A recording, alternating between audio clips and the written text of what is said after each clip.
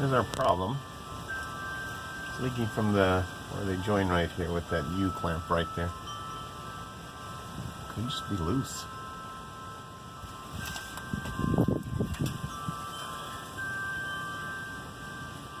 Try to tighten the bolts.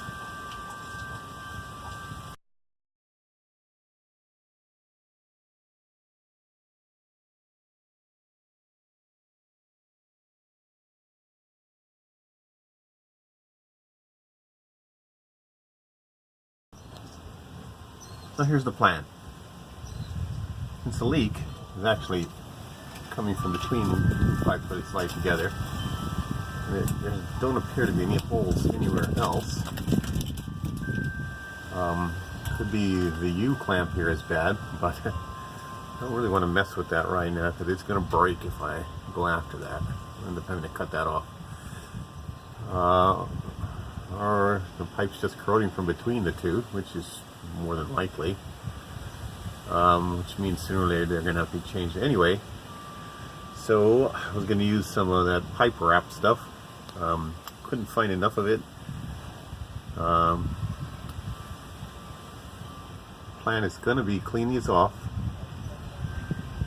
and probably use some black RTV to seal this for now, just to see how it works, how long it works. It's obviously a temporary solution, but it's fairly easy to get to. If I have to cut it off later, I'll just do that later. I'll get back to you. So after I clean the wire brush, I can actually see little teeny holes under here and a larger like cut right there, rusted through or something. Get a better shot of that. I'm kind of too close. They appear to be holes.